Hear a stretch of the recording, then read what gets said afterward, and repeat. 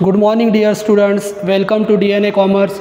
जसं की तुम्हाला माहिती की फर्स्ट इयर BComसाठी आपली एक लेक्चर सिरीज चालू आहे. PCML डिस्ट्रीब्युशन ऑफ कॅश आणि सरप्लस कॅपिटल मेथड आपण शिकत आहोत.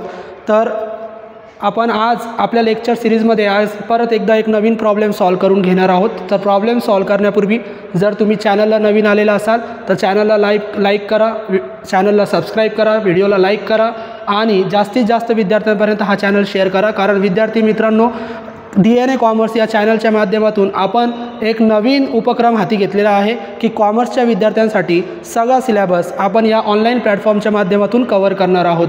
तर आज आपण एक नवीन व्हिडिओमध्ये आज एक नवीन प्रॉब्लेम आपण सॉल्व करणार आहोत. तर अधिक वेळ न घेता आपण प्रॉब्लेमकडे येऊया. की जसं तुम्हाला माहिती आहे की प्रॉब्लेममध्ये रेशो दिला जातो, बॅलन्स शीट दिले जाते, काही असेट इन्स्टॉलमेंट दिल्या जातात आणि या पद्धतीने प्रॉब्लेम असतो. आणि सरप्लस कॅपिटल मेथडचा प्रॉब्लेम आपण सोडवत आहोत, म्हणजे दोन स्टेटमेंट आपण तयार करतो. तर पहिले प्रॉब्लेम बघा, पहिले रेशो बघा. 3 पार्टनर दिले ABC आणि त्यांचा रेशो दिलेला आहे 5:3:2, म्हणजे कंप्लीट फिगर आहे, इनकम्प्लीट दिलेली नाही, कन्वर्ट करायची गरज नाही. आता बॅलन्स शीट बघा. बॅलन्स शीटमध्ये लायबिलिटी आणि असेट दिलेले आहे आणि इन्स्टॉलमेंट दिलेले आहे. तर इथं महत्त्वाचं इन्स्टॉलमेंटमध्ये वेगवेगळे असेट दिलेले आहे जे आज आपण नवीन आपल्याला दिसते ते आपण इथं बघूया की कसं सोडवायचं. तर सगळ्यात अगोदर एक ॲडजस्टमेंट इथं रिअलायझेशन एक्सपेन्सेसची दिलेली आहे आणि मागच्या प्रॉब्लेममध्ये आपण ही ॲडजस्टमेंट सोडवलेली आहे. तर या पद्धतीने प्रॉब्लेम आहे. तर आपण सोडवूया. पहिला आपला जो स्टेटमेंट आहे सरप्लसचा स्टेटमेंट, तर तो सरप्लसचा स्टेटमेंट आपण सॉल्व करूया. तर सरप्लसचा स्टेटमेंट सॉल्व करत असताना सगळ्यांना माहिती आहे की सरप्लसचा स्टेटमेंट हा पार्टनरच्या कॅपिटलशी संबंधित आहे. मग सरप्लसच्या स्टेटमेंटची सुरुवात नेहमी पार्टनरच्या कॅपिटलने होते. तर इथं आपण सगळ्यात अगोदर लिहिणार पार्टनर्स कॅपिटलने सुरुवात होणार. मग आपण सर्वात अगोदर लिहिणार पार्टनर्स कॅपिटल आणि तिघांचं कॅपिटल प्रॉब्लेममध्ये दिलेलं आहे. Aचं आहे 70,000, Bचं 57,000 आणि Cचं 13,000. मग ज्यांचं त्यांचं कॅपिटल त्यांच्या कॉलमला लिहा. 70,000, 57,000 आणि Cचं आहे 13,000. जसं मी तुम्हाला सांगतो की स्टेटमेंट आपण सोडवतोय, पण स्टेटमेंटच्या शेजारी इथं मी एक वर्किंग नोट, म्हणजे तुम्हाला एक्झाममध्ये सोडवण्याची गरज नाही, परंतु मी हा स्टेटमेंट कसा सोडवतो ते सोडवण्यासाठीच्या ट्रिक मी इथं तुम्हाला दाखवत असतो. तर हे तुम्हाला परीक्षेमध्ये नाही सोडवायचं आहे, तुम्हाला समजण्यासाठी मी इथं दाखवत आहे की पार्टनर कॅपिटलने सुरुवात केल्यानंतर आपण बॅलन्सेस ॲडलेस करतो. कोणते बॅलन्सेस? तर मी तर शॉर्टमध्ये लिहितो ॲक्युम्युलेटेड बॅलन्सेस म्हणतात. ACC म्हणजे ॲक्युम्युलेटेड बॅलन्सेस. आणि 3 ॲक्युम्युलेटेड बॅलन्सेस मी तुम्हाला सांगितलेले आहेत. रिझर्व्ह फंड, जनरल रिझर्व्ह आणि तिसरा आहे प्रॉफिट अँड लॉस. हे ॲक्युम्युलेटेड बॅलन्सेस प्रॉब्लेममध्ये दिलेले असतात. जर दिलेले असतील तर तुम्ही फक्त कॅपिटलमध्ये ॲडलेस करा. कसे ॲड करायचे? हे बॅलन्सेस जर लायबिलिटीला दिले तर ॲड करायचे आणि असेटला दिले तर लेस करायचे. असेटला फक्त प्रॉफिट अँड लॉसचा बॅलन्स दिला जातो, बाकीचे नाही. तर लायबिलिटी साईडला बघा, इथं जनरल रिझर्व्ह नावाचा बॅलन्स आलेला आहे आणि तो लायबिलिटीला आलेला आहे. याचा अर्थ आपल्याला ॲड करावा लागेल. लायबिलिटीला आलेला आहे, मग लायबिलिटीला आला म्हणून ॲड करा कॅपिटलमध्ये. ॲड जनरल रिझर्व्ह, हा बॅलन्स लायबिलिटीला दिला म्हणून आपण ॲड करणार ॲड जनरल रिझर्व्ह. आणि तिघांना आपल्याला वाटायचं म्हणून तिघांचा रेशो प्रॉब्लेममध्ये दिलेला आहे 5:3:2, 5, 3 आणि 2. मग रेशो कंसामध्ये लिहा 5, 3, 2. रेशोप्रमाणे कसं वाटतात तुम्हाला माहिती आहे. तर जनरल रिझर्वची अमाऊंट बघा. जनरल रिझर्वची अमाऊंट 10,000 आहे. मग 10,000 जनरल रिझर्वची अमाऊंट आहे, तर 10,000 आपल्याला वाटायचे तिघांना. मग कसं वाटतो आपण टोटल रेशो? मग टोटल रेशो किती? 5 आणि 3 8, 8 आणि 2 10. मग 10,000ला 10ने भाग द्या, उत्तर आलं 1,000. हा जो शेअर आला उत्तर तो असतो 1 शेअर. मग पहिल्या पार्टनरचे 5 शेअर आहे, मग याला फक्त 5ने गुणायचं. मग 5ने गुणलं की पहिल्या पार्टनरचे शेअर आपल्याला मिळतात 5,000. परत 1,000ला कितीने गुणायचं? 3ने, म्हणजे आलं 3,000. आणि याचे 2 शेअर आहे, म्हणजे 1,000 गुणिले 2, 2,000. या पद्धतीने आपल्याला जनरल रिझर्व्ह ॲड करायचं आहे. ॲड केल्यानंतर अंडरलाईन करा आणि ॲड करा. 70,000 आणि 5,000 75,000, 57 आणि 3 60,000 आणि 13 आणि 2 15,000. जनरल रिझर्व्ह नावाचा बॅलन्स लायबिलिटीला दिला होता, ॲड केला. परत अजून कोणता बॅलन्स दिला का? तर नाही दिलेला आहे. असेटला प्रॉफिट अँड लॉसचा बॅलन्स नाही दिला, म्हणजे एकच बॅलन्स दिला होता, तो आपण ॲड केला. बॅलन्सेस कॅपिटलमध्ये ॲड केल्यानंतर जी अमाऊंट आपल्याला मिळणार आहे तो अमाऊंट, तो कॅपिटल आपला कोणता आहे? तर तो कॅपिटल आपला आहे ॲडजस्टेड कॅपिटल. मग याला नाव द्या ॲडजस्टेड कॅपिटल. मग बॅलन्सेस संपले. तर ही झाली आपली सुरुवात. सगळ्या विद्यार्थ्यांना सुरुवात माहिती आहे. सुरुवात कॅपिटल आणि बॅलन्सेस दिले तर ॲडलेस करायचे. आता नेमकं प्रॉब्लेम सोडवायचं परत मी इथं तुम्हाला शॉर्टकट दाखवतो. स्टेटमेंट सरप्लसचा सोडवायचा 3 स्टेपमध्ये. 3 स्टेपमध्ये सरप्लसचा स्टेटमेंट सोडवा. पहिली स्टेप रेशो, दुसरी स्टेप युनिट व्हॅल्यू शॉर्टमध्ये मी लिहितोय, आणि तिसरी स्टेप प्रपोर्शनेट कॅपिटल. तर पहिली स्टेप रेशो. मग पहिली स्टेप लिहा प्रॉफिट शेअरिंग रेशो.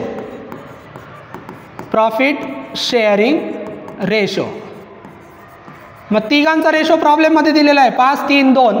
जसाचा तसा लिहा 5, 3, 2. पहिली स्टेप झाली. मग पहिली स्टेप झाली तर दुसरी स्टेप घ्या युनिट व्हॅल्यू. मग लिहा युनिट व्हॅल्यू. आणि तुम्हाला युनिट व्हॅल्यू सोडवायची ट्रिक मी सांगितली. सोडवायचं असेल तर डिवाइड करा, म्हणजेच भागाकार करा.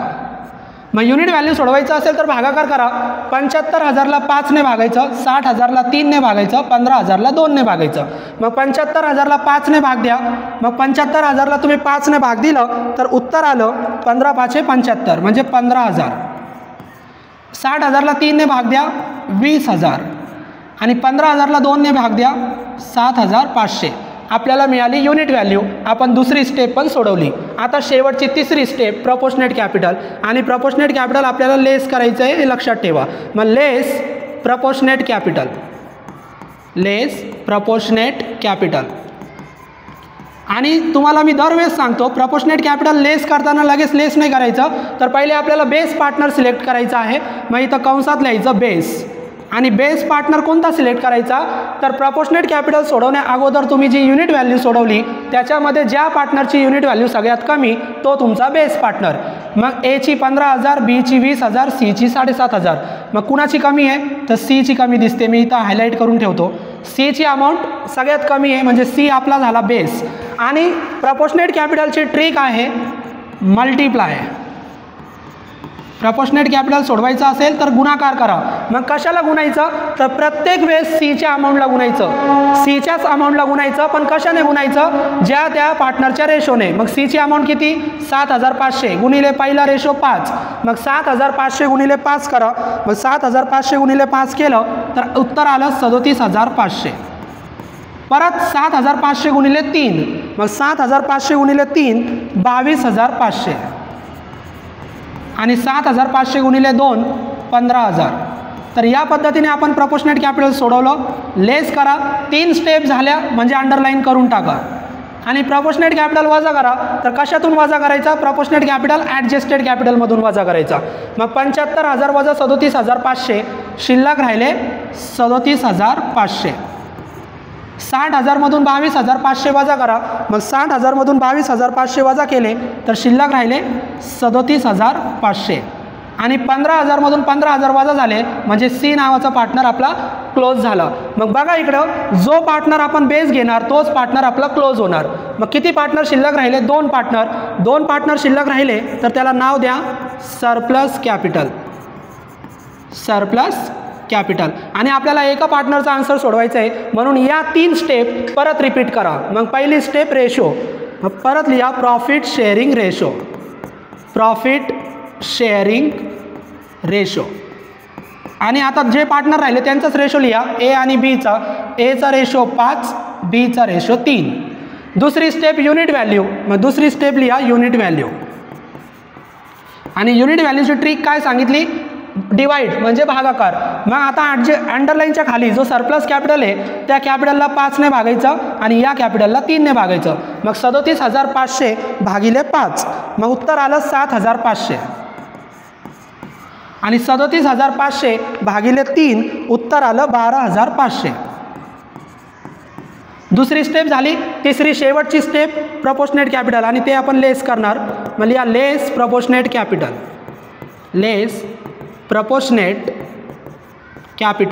आणि प्रपोर्शनेट कॅपिटल लेस करण्यापूर्वी इथं आपण वरती बेस घेतला होता. परत बेस घ्यायचा. तर बेस कोण घेतो आपण मला कमेंटमध्ये सांगा. बेस म्हणजे कोण तर ज्या पार्टनरची युनिट व्हॅल्यू सगळ्यात कमी. मग एची 7,500 आणि बीची 12,500. कुणाची कमी आहे तर मी इथं हायलाईट करून ठेवतो एची कमी आहे. मग इथं लिहा बेस ए.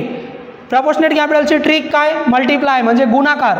मग गुणाकार करायचा आहे, मग प्रत्येक वेळेस एच्या अमाऊंटलाच गुणायचा, अमाऊंट बदलायची नाही. मग एची अमाऊंट किती 7500 गुणिले 5, मग 7500 गुणिले 5 37500. परत 7500ला गुणा 3 ने, मग 7500 गुणिले 3 22500. 22500. आणि प्रपोर्शनेट कॅपिटल आपल्याला लेस करायचं आहे म्हणून वजाबाकीचं चिन्ह द्या.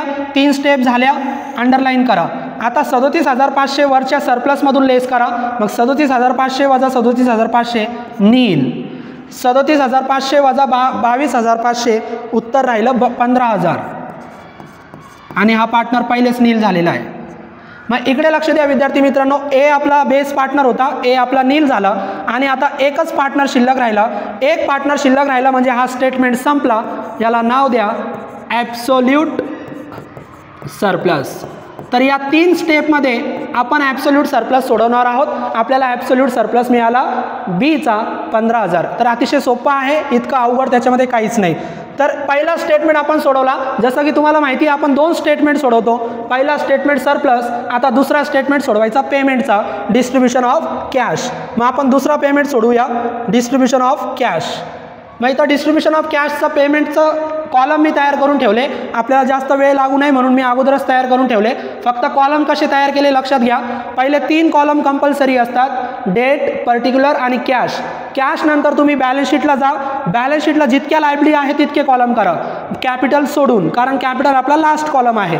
मग कॅपिटल सोडून लायबिलिटी कोणकोणत्या, जनरल रिझर्व्ह बॅलन्स आहे, बँक लोन, क्रेडिटर आणि Mrs A loan. Mrs A loan अशा 3 लायबिलिटी दिल्या म्हणजे कॅश नंतर 3 कॉलम. मग प्रश्न आहे कॅश नंतर 3 कॉलम बनवायचे, पण पहिला कॉलम कोणता, दुसरा कोणता, तिसरा कोणता. तर इकडे लक्ष द्या, तुम्हाला लायबिलिटीचा प्रकार लक्षात असला पाहिजे. बँक लोन कोणती लायबिलिटी आहे, बँक लोन एक्सटर्नल लायबिलिटी आहे. क्रेडिटर सुद्धा एक्सटर्नल लायबिलिटी आहे. आणि मिसेस ए म्हणजे पार्टनरचं लोन नाही आहे, पार्टनरच्या रिलेटिव्हचं लोन आहे. रिलेटिव्ह म्हणजे व्यवसायाच्या बाहेर, म्हणजे मिसेस एचं सुद्धा एक्सटर्नल लायबिलिटी.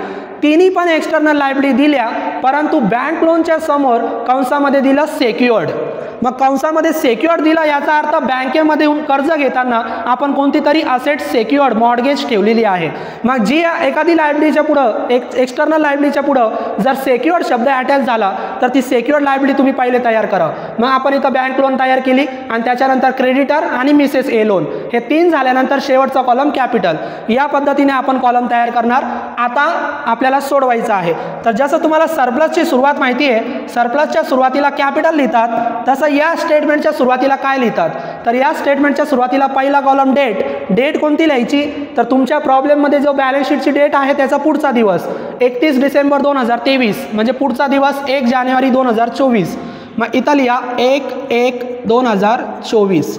आणि हे जेवढे कॉलम तयार केले या सगळ्यांच्या अमाऊंट लिहायच्या आणि या सगळ्यांच्या अमाऊंट बॅलन्स शीटला दिलेल्या असतात. म्हणून या स्टेटमेंटची सुरुवात काय, तर balances as per balance sheet. Balance शीटवरून त्यांचे बॅलन्स घ्यायचे. मग कॅश बघा, कॅश ॲसेटला इथं कॅश दिलेली आहे 15000. मग कॅश कॉलममध्ये लिहा 15000. कॅश कॉलममध्ये लिहा 15000. बँक लोन किती दिलं, तर बँक लोन दिलेला आहे 5000. क्रेडिटर दिलेले आहे 1,02,000. मिसेस एचं लोन दिलेलं आहे 68,000. आणि एबीसीचं कॅपिटल, मग एचं capital 70,000,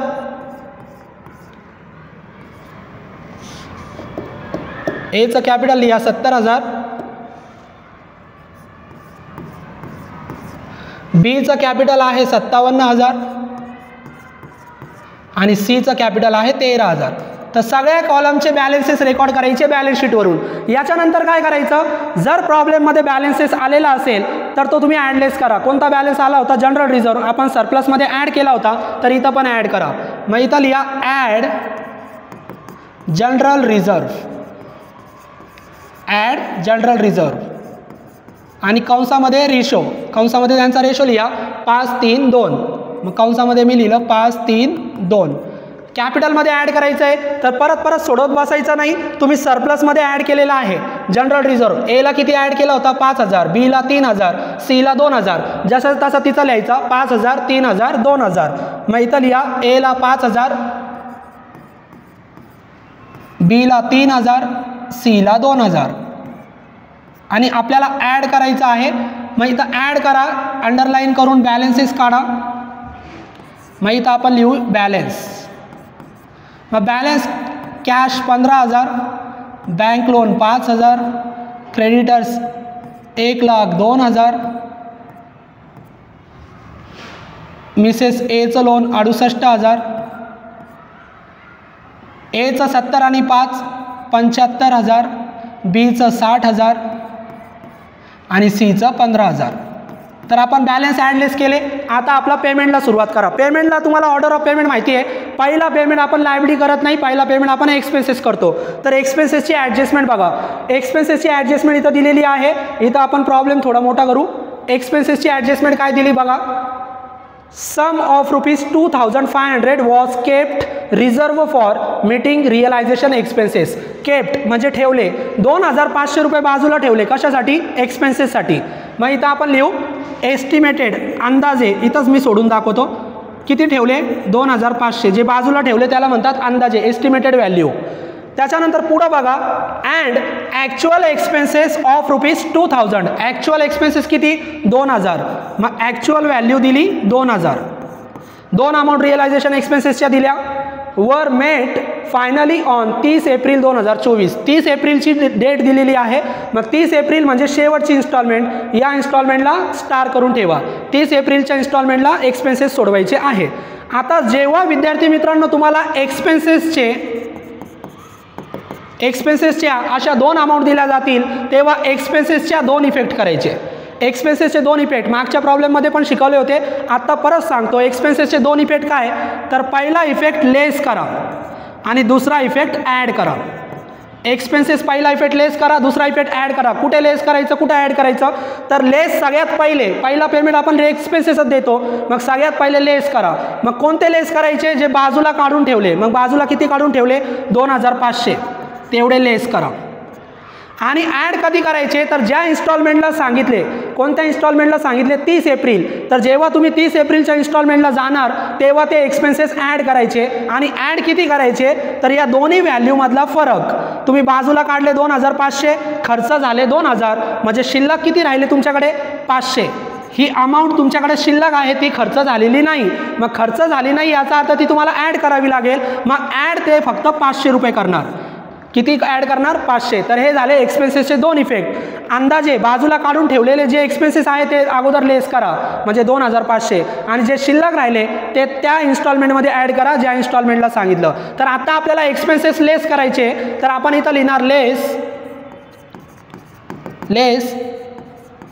realisation expenses. Realisation expenses पहिलाच पेमेंट आहे म्हणून लेस करा.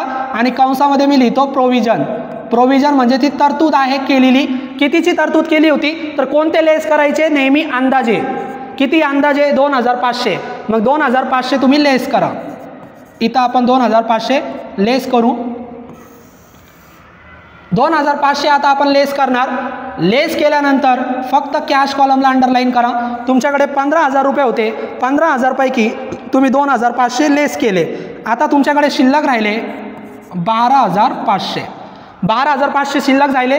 एक्सपेन्सेस आपण लेस केले. आता जेव्हा शेवटच्या इन्स्टॉलमेंटला जाणार तेव्हा फक्त ॲड करा. हा इफेक्ट झाला. सुरुवातीला आपण लेस केले. आता ज्या इन्स्टॉलमेंटला सांगितलं त्या इन्स्टॉलमेंटला जाऊन हे 500 ॲड करायचे आणि ती इन्स्टॉलमेंट आहे शेवटची, म्हणजे तेव्हा आपण ॲड करू.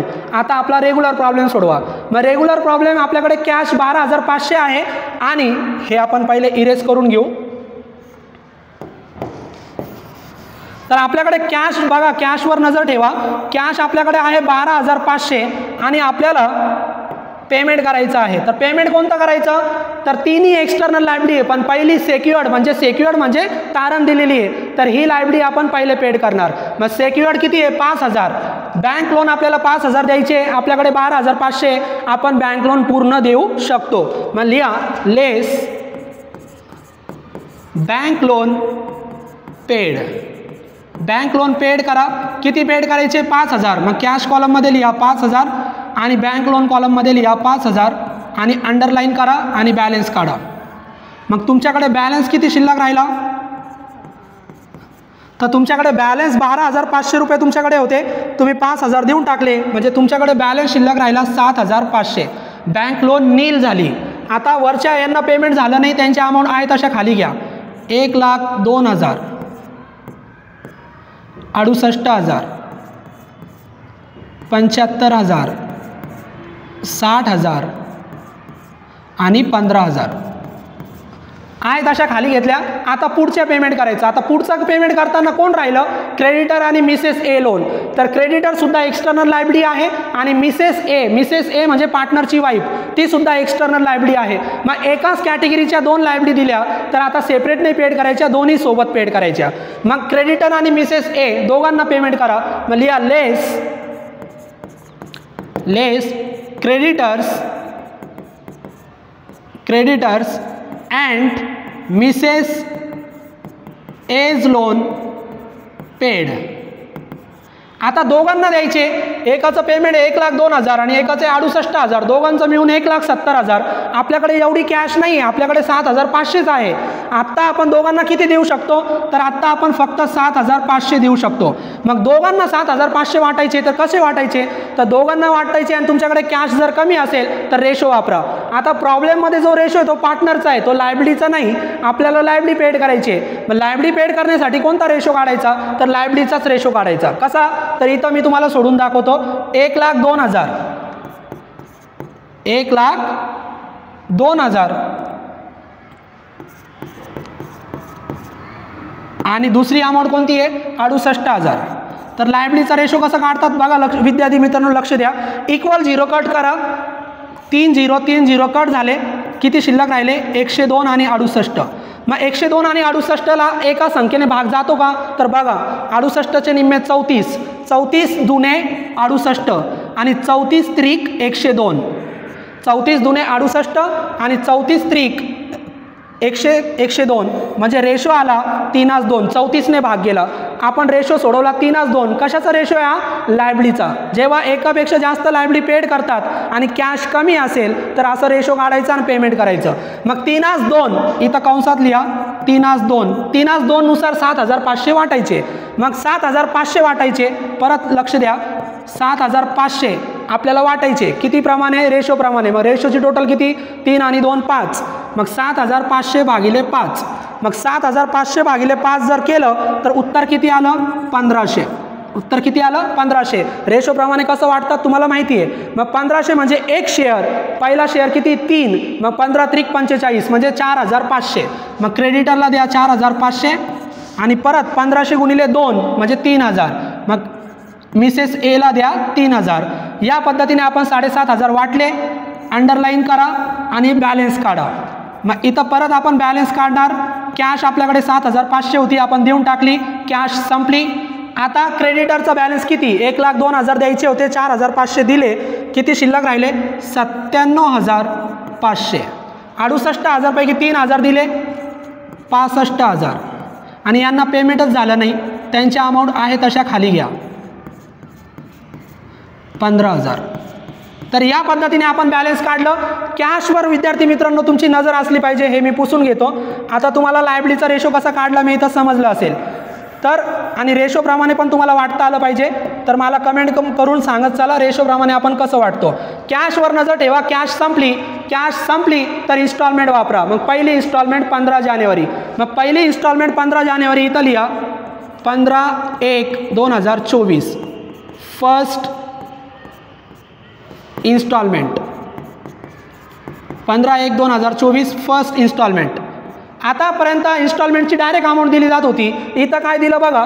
पहिल्या इन्स्टॉलमेंटला लँड 40,000, फर्निचर 10,000, बुक डेप्स 2,500 आणि स्टॉक 10,000. 4 असेटची नावं दिले. तर मी तुम्हाला सांगितलेलं आहे इन्स्टॉलमेंटमध्ये आपण असेटच विकतो. आता इथं तुम्हाला मुद्दामून कन्फ्यूज करण्यासाठी काय केलं, अमाऊंट नाही दिली, असेटची नावं दिलं. तर 4 असेट दिल्या याचा अर्थ 4 असेट विकल्या. मग 4ही असेटची टोटल करायची. 40,000, 10,000, 2,500 आणि 10,000. उदाहरणार्थ मी इथं कंसात लिहितो. पहिली असेटची अमाऊंट किती? 40,000. दुसऱ्या असेटची अमाऊंट किती 10,000. तिसऱ्या असेटची अमाऊंट किती 2,500. आणि चौथ्या असेटची अमाऊंट किती 10,000. 4 असेट दिल्या, 4 टोटल करा आणि 4 टोटल मिळून किती होतात बघा. तर 4 टोटल केली तर झाले 62,500. ते कॅश कॉलममध्ये लिहा. मग आपल्याकडे कॅश आली 62,500. म्हणजे असेट दिलेले असतील वेगवेगळ्या, तर सगळ्या असेटची टोटल करायची आणि सगळ्या असेटची टोटल म्हणजे तुमची इन्स्टॉलमेंटची अमाऊंट. मग 62,500 आले. कुणाचं पेमेंट चालू होता क्रेडिटर आणि एचं. मग क्रेडिटर आणि एचं लोन चालू होतं, त्यांना पेमेंट करा. Less creditors and Mrs age loan. मिसेसचं लोन आहे एज लोन पेड. आता आपल्याकडे 62,500 आणि दोघांचं पेमेंट जर बघितलं तर एकाचं 97,500 आणि एकोणाचं 65,000. दोघांचं मिळून खूप जास्त अमाऊंट होते. आपल्याकडे परत कॅश कमी आहे. कॅश कमी असली तर रेशो वापरा. दोघांचा रेशो काढलेला आपण लायबिलिटीचा रेशो 3 आणि 2. मग लायबिलिटीचा रेशो 3 आणि 2 किती वाटायचे 62,500. मग 62,500 कॅल्सीवर करा आणि मला सांगा 62,500ला कितीने भागायचं. Total ratio 5ने. मग 62,500ला 5ने भागा. उत्तर येतं 12,500. 12,500 तुमचा एक शेअर. मग 12,500 गुणिले 3 करा. मग 12,500 गुणिले 3 जर केले तर किती आले 37,500. आणि दुसऱ्याचा शेअर किती 2. मग 12,500 गुणिले 2 दुसऱ्याचा शेअर आला 25,000. कसं आलं कमेंटमध्ये मला सांगा. आणि परत अंडरलाईन करा आणि बॅलन्स काढा. मग इथं मी परत लिहिलं बॅलन्स. कॅश परत आपली संपली. 97,000 पैकी 37,500 आपण दिले. शिल्लक राहिले 60,000. त्याच्यानंतर 65,000 पैकी 25,000 दिले. शिल्लक राहिले 40,000. बाकीच्यांना पेमेंट झालं नाही, त्यांच्या अमाऊंट आहे तशा खाली घ्या. 75,000, 60,000, 15,000. तर विद्यार्थी मित्रांनो परत कॅश संपली. कॅश संपली तर कॅश आणा. कुठून कॅश येणार इन्स्टॉलमेंट. मग इन्स्टॉलमेंट नंबर 2 24 फेब्रुवारी. आणि एक लक्षात घ्या शेवटच्या इन्स्टॉलमेंटला आपल्याला ॲडजस्टमेंट सोडवायची आहे, ते लक्षात ठेवा. मग दुसरी इन्स्टॉलमेंट 24 फेब्रुवारी. मग इथं लिहा 24/2/2024 सेकंड इन्स्टॉलमेंट. आणि परत 4 असेटची टोटल. आता मी इथं कंसामध्ये लिहित नाही, तुम्ही 4 असेटची टोटल करा आणि कमेंटमध्ये मला सांगा 20,000, 20,000, 10,000, 1,000. मग 4 मिळून किती झाले 20 आणि 20 40. 40 आणि 10 50. 50 आणि 1 51. मग 4 असेटची टोटल झाली 51,000. मग आपल्याकडे कॅश आली 51,000. कॅश आली. पेमेंट करा. कुणाचं पेमेंट चालू आहे क्रेडिटर आणि एचं. मग देऊन टाका. लेस आता मी शॉर्टमध्ये लिहितो creditors and Mrs age loan paid. किती पेड करणार जेवढी कॅश आहे तेवढी. आता दोघांचं मिळून बघा 60 आणि 40 शिल्लक राहिलं. 60 आणि 40 म्हणजे 1,00,000. अजून पण दोघांना 1,00,000 द्यायचे, पण आपल्याकडे कॅश कमी आहे. कॅश कमी असेल तर रेशो वापरा. लायबिलिटीचा रेशो काय 3:2. मग 3:2 नुसार वाटा. किती वाटायचे 51,000. तर परत आपली तीच प्रोसेस वापरा. 51,000ला टोटल रेशो 5ने भाग द्या. मग 51,000ला 5ने भाग द्या. 51,000ला 5ने भाग दिलं तर इथं आपण जागा ॲडजस्ट करून घेऊ पहिले. हां तर 51,000 आपल्याला वाटायचे आहे. 51,000 भागिले किती तर 51,000 भागिले टोटल रेशो 5. मग 51,000ला 5ने भाग द्या. किती उत्तर येतं मला सांगा. मग 51,000ला 5ने भाग दिलं तर उत्तर येतं 10,200. मग 10,200 गुणिले 3 मग किती आलं 30,600. मग याला द्या 30,600 आणि दुसऱ्याचं 10,200 गुणिले 2 म्हणजे 20,400. 20,400. थोडं आपण व्यवस्थित करूया. 20,400. दोघांना पेमेंट केलं. अंडरलाईन करा. बॅलन्स काढा. मग कॅश आपल्याकडे होती 51,000. 51,000 दिले. कॅश संपली. आता 60,000 पैकी 30,600 दिले. किती शिल्लक राहिले तर शिल्लक राहिले 1 मिनटं फक्त. शिल्लक आपल्याकडे किती राहिले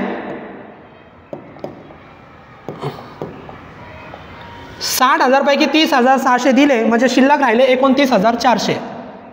मग इथं लिहा 29,400. 40,000पैकी 20,400 दिले म्हणजे किती शिल्लक राहिले 19,600. आणि यांना पेमेंट दिलेलं नाही, त्यांची अमाऊंट आहे तशा खाली घ्या. 75,000, 60,000, 15,000. परत कॅशवर नजर ठेवा. कॅश संपली तर इन्स्टॉलमेंट वापरा. Installment number 3 7 March. मग लिहा 7/3/2024. तिसरी इन्स्टॉलमेंट आपली चालू आहे, थर्ड इन्स्टॉलमेंट. आणि परत त्या चारही असेटची टोटल करायची. तिसऱ्या इन्स्टॉलमेंटला बघा, पहिली असेट 20,000, दुसरी 50, तिसरी 30,000, चौथी 18,000. मग चौघांची टोटल करा आणि किती येते तर तिसऱ्या इन्स्टॉलमेंटची टोटल येते 1,18,000. मग कॅशमध्ये लिहा 1,18,000. तुमच्याकडे कॅश आली 1,18,000 आणि कुणाचं पेमेंट चालू आहे क्रेडिटर आणि मिसेस ए लोन. आता त्यांना पेमेंट करून टाका. मग लिहा less creditors and Mrs age loan paid. आता आपल्याकडे कॅश 1,18,000 आहे आणि या दोघांना मिळून किती द्यायचे 29,400 आणि 19,600. या दोघांची टोटल केली तर 29 आणि 19, 39, 49, 48 आणि हे 1000 म्हणजे दोघांचे मिळून 49,000 होतात. आपल्याकडे आता कॅश जास्त आहे, कॅश कमी असेल तर रेशो वापरायचा. आता कॅश जास्त आहे, रेशो वापरण्याची गरज नाही. मग दोघांना मिळून किती द्यायचे 49,000 द्यायचे. मग त्याच्यापैकी याला किती देणार 29,400 आणि याला किती देणार 19,600. लेस करा आणि अंडरलाईन करून बॅलन्स काढा. मग बॅलन्स 1,18,000 तुमच्याकडे होते, 49,000 दिले. तुमच्याकडे कॅश किती शिल्लक राहिली तर कॅश शिल्लक राहिली 69,000. आता या तिन्ही लायबिलिटी नील झाल्या आणि फक्त आता कॅपिटल राहिलं. मग कोणते कॅपिटल राहिले एचं 75,000, बीचं 60,000, सीचं 15,000. आता फक्त पार्टनर राहिले. आपण तिन्ही लायबिलिटी नील केले. प्रॉब्लेम मोठा आहे, व्यवस्थित समजून घ्या. 3 कॅपिटल राहिले, आता फक्त कॅपिटल राहिलं. आणि मी तुम्हाला काय सांगितलं, कॅपिटल जर शिल्लक राहिले तर कॅपिटल आपला लास्ट पेमेंट आहे आणि लास्ट पेमेंट शिल्लक राहिला तर कसं पेमेंट करतात तर ही पद्धत आहे. लास्ट पेमेंट शिल्लक राहिलं तर कसं पेमेंट करणार, सरप्लसच्या स्टेटमेंटमध्ये जा, 2 पेमेंट करा. सरप्लसच्या स्टेटमेंटमध्ये जायचं आणि 2 पेमेंट करायचे. कोणते 2 पेमेंट तर पहिला पेमेंट करायचा ॲब्सोल्यूट सरप्लस. मग चला सरप्लसच्या स्टेटमेंटमध्ये. मग सरप्लसच्या स्टेटमेंटमध्ये आलो, पहिला पेमेंट ॲब्सोल्यूट सरप्लस. हा आपला पहिला पेमेंट कुणाच्या नावावर आहे बीच्या नावावर. मग किती येतो 15,000 म्हणजे पहिला पेमेंट फक्त बी ला होणार 15,000. मग इकडे या लेस पहिला पेमेंट फक्त बी ला पेड टू बी, वाटलं तर कंसामध्ये लिहून ठेवा ॲब्सोल्यूट सरप्लस. किती येतो 15,000 आहे. मग कॅशमध्ये लिहा 15,000 आणि बीच्या कॉलममध्ये लिहा 15,000, फक्त बीच्या कॉलममध्ये आणि वजा करा. पहिला पेमेंट आपण ॲब्सोल्यूट सरप्लस देतोय, बॅलन्स काढा. 69,000 तुमच्याकडे होते, 15,000 देऊन टाकले, तुमच्याकडे शिल्लक राहिले 54,000. लायबिलिटी आपल्या नील झालेल्या आहे. एला आपण पेमेंट दिला नाही, एची अमाऊंट आहे तशीच खाली घ्या. 60,000पैकी 15,000 दिले, 45,000 शिल्लक आहे आणि याला दिले नाही, त्याची अमाऊंट आहे तशी 15,000. पहिला पेमेंट विद्यार्थी मित्रांनो आपला ॲब्सोल्यूट सरप्लस आपण दिला. दुसरा पेमेंट काय करायचं, परत सरप्लसच्या स्टेटमेंटमध्ये ॲब्सोल्यूट सरप्लसच्या वरती प्रपोर्शनेट कॅपिटल म्हणजे सरप्लसच देतो आपण, पण शॉर्टकट ट्रिक तुम्हाला सांगितली प्रपोर्शनेट कॅपिटल द्या. मग सरप्लसच्या स्टेटमेंटमध्ये या आणि प्रपोर्शनेट कॅपिटल बघा. आता हा पेमेंट करायचा. हा पेमेंट कुणाचा आहे एचा आणि बीचा. मग एचा किती 37,500 आणि बीचा किती 22,500. मग मला सांगा 37,500 प्लस 22,500 दोघांचा मिळून किती तर दोघांचा मिळून होतो 60,000. दोघांचा मिळून किती 60,000. मग पेमेंटच्या स्टेटमेंटमध्ये या, तुमच्याकडे 60,000 आहे का नाही आहे, तुमच्याकडे कॅश 54,000 आहे म्हणजे कमी आहे. मग आता जेवढी आहे तेवढीच द्या. आणि कुणाच्या नावावर आहे प्रपोर्शनेट कॅपिटल ए आणि बी. मग दुसरा पेमेंट फक्त ए आणि बी ला. मग इथं लिहा लेस पेड टू ए अँड बी. दोघांना मिळून 60,000 द्यायचे पण आपल्याकडे 54,000च आहे. मग आता कमी कॅश असेल तर रेशो वापरा. मग ए आणि बीचा रेशो प्रॉब्लेम मधला वापरायचा. एचा 5 आणि बीचा 3. मग रेशो लिहा कंसामध्ये 5 आणि 3. किती वाटणार? 54,000 दोघांना वाटणार. मग करा तुम्ही कॅल्सीवर. 54,000 भागिले टोटल रेशो 5 आणि 3 8. मग 54,000ला 8 ने भागा, उत्तर किती येतं? 6,750. मग 6,750 एक शेअर आहे, त्याला 5 ने गुणा. मग 6,750 गुणिले 5 33,750. मग एच्या कॉलममध्ये लिहा 33,750. परत 54,000ला 8 ने भाग दिला होता आपण, उत्तर किती आला होता? 6,750. मग 6,750 गुणिले 3. मग 6,750 गुणिले 3 केलं तर उत्तर आलं 20,250. बीच्या कॉलममध्ये लिहा आणि अंडरलाईन करा आणि बॅलन्स काढा. आता परत बघा बॅलन्स. कॅश 54,000 होती, देऊन टाकली, कॅश संपली. एला 75 पैकी 33,750 दिले, म्हणजे एचा बॅलन्स शिल्लक राहिला 41,250. बीला 45,000 द्यायचे बाकी आहे, त्याच्यापैकी 20,250 दिले, शिल्लक राहिले 24,750. याला दिलेच नाही 15,000. कॅशवर नजर ठेवा. कॅश संपली. कॅश संपली तर कॅश आणा. 3 इन्स्टॉलमेंट झाल्या. शेवटची इन्स्टॉलमेंट 30 एप्रिल. मग लिहा शेवटच्या इन्स्टॉलमेंटमध्ये आपण आलो 30/4/24. 4th instalment. आणि चारही असेटची टोटल करा. 20,000 प्लस 17,500 प्लस 2,500 प्लस 2,000. चारही असेटची टोटल मिळून तुमच्याकडे पैसे किती आले? तर पैसे आले 42,000. आता बरेच विद्यार्थी काय करणार? पेमेंट आलं, कुणाचं पेमेंट चालू होता? ए आणि बी. ए आणि बीला देऊन टाकणार. पण मी प्रॉब्लेमच्या सुरुवातीला सांगितलं होतं 4थ्या इन्स्टॉलमेंटला एक्सपेन्सेसची ॲडजस्टमेंट आहे. मग 4थ्या इन्स्टॉलमेंटला एक्सपेन्सेस ॲड करायचे. सुरुवातीला आपण लेस केले होते. किती लेस केले होते? 2,500. 2,500 ही अंदाजे आहे. मग एस्टिमेटेड आपण इथं मी परत सोडून दाखवतो. एस्टिमेटेड किती होते? 2,500, जे आपण सुरुवातीलाच लेस केले. आता आपल्याला ॲड करायचे. मग ॲड कोणते करायचे? तर एक ॲक्च्युअल किती होते? ॲक्च्युअल 2,000 खर्च झाले. मग 2,500 आपण काढले, त्याच्यापैकी 2,000 खर्च झाले. या दोघातला फरक. मग तुमच्याकडे शिल्लक किती? 500. जी अमाऊंट तुमच्याकडे शिल्लक राहिली ती ॲड करा. आणि जी शिल्लक राहिलेली अमाऊंट आहे त्याला म्हणतात अनयुटिलाइज एक्सपेन्सेस, वापर न झालेला खर्च. मग ते ॲड करा. मग इथं लिहा ॲड अनयुटिलाइज एक्सपेन्सेस. आता हे पहिले आपण इरेज करून घेऊ.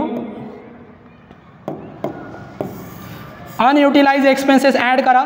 आता ते कसे आले परत वाटलंच तर मी इथं लिहून दाखवतो तुम्हाला. आपल्याकडे 2,500 होते अंदाजे, त्याच्यातून 2,000 खर्च झाले, शिल्लक राहिले 500. मग ते 500 ॲड करा आणि फक्त कॅश कॉलमला अंडरलाईन करा. तुमच्याकडे कॅश आली 42,500. आता 42,500 कॅश आली. तुमचं पेमेंट कोणता चालू आहे? ए आणि बी. आपण कोणता पेमेंट करतोय? Proportionate capital. इकडे लक्ष द्या. प्रपोर्शनेट कॅपिटल 37,500 आणि 22,500 दोघांचा मिळून 37,500 आणि 22,500 दोघांचा मिळून 60,000 आहे. आणि तुम्ही आत्ता किती दिला? 60,000 पैकी तुम्ही फक्त किती पेड केला? 54,000 पेड केला. म्हणजे अजून पण 6,000 पेड करायचं बाकी आहे. कुणाला? ए आणि बीला. प्रपोर्शनेट कॅपिटल टोटल 60,000 आहे, तुम्ही 54,000 दिले, म्हणजे 6,000 अजून पण ए आणि बीला बाकी आहे. मग ते 6,000 जे बाकी आहे ते ए आणि बीला द्या. मग इथं या, इथं बघा 60,000 पैकी आपण किती दिले? 54 दिले ए आणि बीला, म्हणजे 6,000 बाकी आहे. मग ए आणि बीला 6,000 द्यायचे. मग लिहा लेस प्रपोर्शनेट कॅपिटल अजून पूर्ण झालेला नाही, 6,000 बाकी आहे, देऊन टाका. पेड टू ए अँड बी. आता 6,000 देण्यासाठी कॅश जास्त आहे. आता कॅश जर जास्त असेल तर रेशो वापरायची गरज नाही. किती द्यायचे? 6,000. पण आता एला किती आणि बीला किती त्याच्यासाठी रेशो वापरावा लागेल. मग ए आणि बीचा रेशो तुम्हाला माहिती आहे 5 आणि 3. मग 6,000 पैकी एला किती आणि बीला किती? तर 6,000 भागिले 5 आणि 3 8. मग 6,000 भागिले 8 करा. 6,000 भागिले 8 केलं तर उत्तर आलं 750. मग 750 म्हणजे एक शेअर. मग 750ला 5 ने गुणा. मग 5 ने गुणलं तर 750 गुणिले 5 म्हणजे 3,750. एच्या कॉलममध्ये लिहा 3,750. परत 6,000 भागिले 8 उत्तर किती आलं? 750. 750 गुणिले 3. मग 750 गुणिले 3 केलं तर उत्तर आलं 2,250. आणि लेस करा. लेस करा, बॅलन्स काढा. बॅलन्स 42,500 पैकी 6,000 दिले, तुमच्याकडे आता शिल्लक रक्कम राहिली 36,500.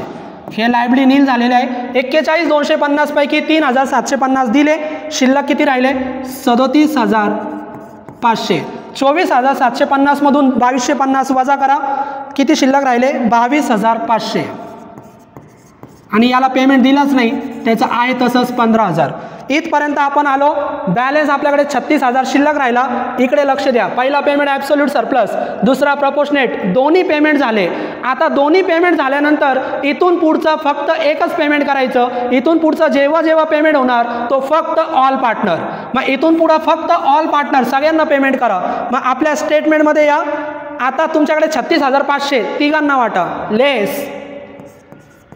लेस पेड टू ABC तिघांना वाटायचं म्हणजे रेशो वापरा. रेशो काय आहे 5, 3, 2. किती वाटायचे 36,500. मग ए ला किती, बी ला किती, सी ला किती. तर एक लक्ष द्या, 36,500 वाटायचे. मग 36,500 ला टोटल रेशोने भाग द्या. 5, 3, 2 म्हणजे 10. मग 36,500 ला 10 ने भाग द्या. किती उत्तर आलं, तर उत्तर आलं 3,650. मग 3,650 हा एक शेअर आहे. पहिल्याचे शेअर किती 5. मग 3,650 गुणिले 5.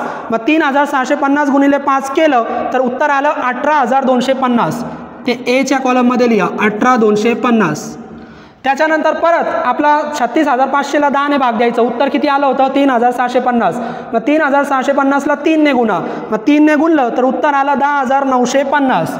बीचं 10,950. रेशोने सगळ्यांना वाटता आलं पाहिजे. परत 3650 गुणिले किती 2. मग 3650 गुणिले 2 म्हणजे 7,300. 7,300. अंडरलाईन करा आणि बॅलन्स काढा. अंडरलाईन करा आणि बॅलन्स काढा. इथं आपण बॅलन्स काढूया. मग अंडरलाईन केली आणि बॅलन्स काढलं. मग 36,500 होते, 36,500 देऊन टाकले. कॅश संपली. लायबिलिटी पहिलेच नील झाल्या होत्या. 37,500 मधून 18,250 दिले. शिल्लक किती राहिले 19,250. याला 22,500 पैकी किती दिले 10,950 वजा करा, शिल्लक राहिले 11,550. आणि याला 15,000 पैकी 7,300 दिले म्हणजे शिल्लक राहिले 7,700. आणि कॅशवर नजर ठेवा. कॅश संपली तर इन्स्टॉलमेंट वापरा. चौथी इन्स्टॉलमेंट झाली, 4च इन्स्टॉलमेंट दिल्या म्हणजे इन्स्टॉलमेंट नाही याचा अर्थ कॅश येणार नाही. मग कॅश येणार नाही म्हणजे या पार्टनरला पेमेंट होणार नाही आणि पार्टनरला पेमेंट नाही झालं म्हणजे यांचा झाला लॉस. मग इथं लिहा प्रॉब्लेम संपला. इन्स्टॉलमेंट संपली म्हणजे प्रॉब्लेम संपला. Realization loss. तर या पद्धतीने आपण पार्टनरचा रिअलायझेशन लॉस शोधू शकतो. या प्रॉब्लेममध्ये नवीन काय होतं तर या प्रॉब्लेममध्ये 3 लायबिलिटी आल्या होत्या. मोठा प्रॉब्लेम होता. 3 पैकी एका लायबिलिटीला सेक्युअर्ड सांगितलं. मग जी सेक्युअर्ड आहे ती पहिले पेड करा आणि बाकीच्या दोन्ही पण सेम कॅटेगरीच्या होत्या, क्रेडिटर आणि Mrs A loan external. 2 liability same कॅटेगरीच्या असल्या तर एक सोबत पेड करा आणि एक सोबत पेड करण्यासाठी तो लायबिलिटीचा रेशो काढा. क्रेडिटरचा आणि एचा रेशो आपण 3-2 काढला होता. तो कसा तो व्यवस्थित बघा. आणि त्याच्यानंतर अजून नवीन काय होतं इन्स्टॉलमेंटमध्ये वेगवेगळ्या ॲसेट दिल्या. तर वेगवेगळ्या ॲसेट दिल्या तर सगळ्या ॲसेटची टोटल करायची आणि सगळ्या ॲसेटची टोटल म्हणजे इन्स्टॉलमेंटची अमाऊंट. या पद्धतीने. आणि एक्सपेन्सेसचे 2 इफेक्ट. एक्सपेन्सेस जे बाजूला काढून ठेवले ते सुरुवातीला लेस करा आणि जे शिल्लक राहिले ते ज्या इन्स्टॉलमेंटला सांगितले त्या इन्स्टॉलमेंटला ॲड करा. तर व्यवस्थित प्रॉब्लेम बघा. तुम्हाला या पद्धतीने तुम्ही रिअलायझेशन लॉस शोधू शकतात. थँक्यू.